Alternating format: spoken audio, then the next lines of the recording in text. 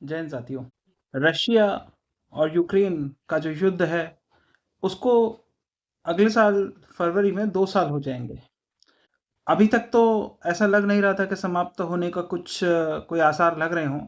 लेकिन ट्रंप के आने के बाद ऐसी बातें, ऐसे कयास लगाए जा रहे हैं कि अब शायद इस युद्ध पे एक पूर्ण विराम लग जाएगा।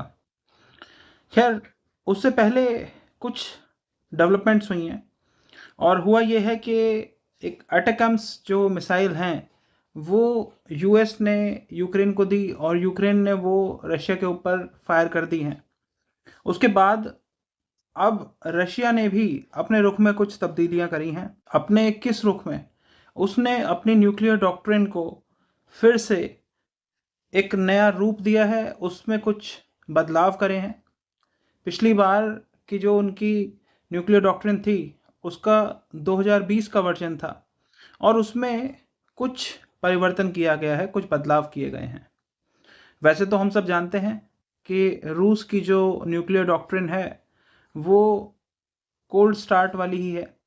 उसमें यही है कि द मोमेंट रशिया रियलाइजेस और it feels, it perceives that there is some danger to its existence, then it will use nuclear weapons. तो वो उसकी जो न्यूक्लियर डॉक्ट्रिन है, उसमें ये है कि उसको अगर ज़रा सा भी ये लगता है कि उसकी एग्जिस्टेंस को कोई खतरा है, तो वो न्यूक्लियर वेपन यूज़ कर लेगा। और कन्वेंशनल हमले तो वो कर ही सकता है, जैसे यूक्रेन के केस में हमने देखा कि उन्हें ज़रा सा लगा कि यूक्रेन जो है वो मिलिट्री हार्डवेयर नेटो का, वेस्ट का, रशिया के बॉर्डर पे लाके खड़ा कर देगा, उसे वहाँ पे प्लेस करा देगा नाटो का सदस्य बन के। तो रूस ने यूक्रेन के ऊपर हमला कर दिया। उसका नतीजा यही है कि क्रीमिया आज यूक्रेन से छिन के वापस रूस के पास आ चुका है और यूक्रेन का जो ईस्टर्न पार्ट है, वो भी आज रशिया के कब्जे में है। अगर ये युद्ध रुकता भी है, उसके बाद भी कम से कम इतना लगता है कि यूक्रेन का जो हिस्सा रूस के कब्जे में है, वो रूस सारा का सारा यूक्रेन को वापस नहीं करेगा। अगर ट्रंप के हस्तक्षेप के बाद युद्ध रुकता है तो भी ऐसा ही होगा। लेकिन अभी रूस ने जो कुछ तब्दीलियां करी हैं अपने न्यूक्लियर डॉक्ट्रिन में, तो उसके ऊपर बात करते हैं। रूस ने अपनी न्यूक्लियर डॉक्ट्रिन में जो तब्दीलियां करी हैं, उसकी मुख्य बातें ये हैं कि सबसे पहले तो रूस ये कहता था कि वो न्यूक्लियर वेपन तब यूज़ करेगा जब उसकी एग्जिस्टेंस को कोई खतरा होगा, यानी उसके अस्तित्व अगर खतरे में पड़ता है तो वो न्यूक्लियर वेपन्स यूज़ करेगा।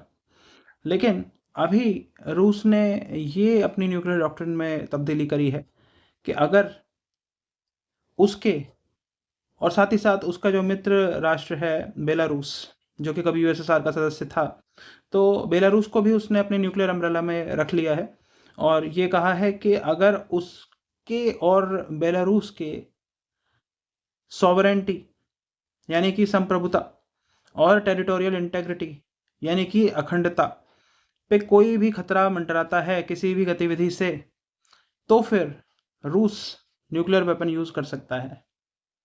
तो उसने अपने न्यूक्लियर डॉक्ट्रिन में ना सिर्फ अपने आप की बात करी है, बल्कि बेलारूस को भी साथ में ले लिया है और ये भी कहा है कि एग्जिस्टेंस की बात नहीं है, यहाँ पे ये है कि अगर उसकी सॉवरेनिटी और टेरिटोरियल इंटेग्रिटी को कोई आँच उसके ऊपर पड़ती है, तो फिर जो रशिया है वो न्यूक्लियर वेपन्स का इस्तेमाल कर सकता है, पहली चीज़।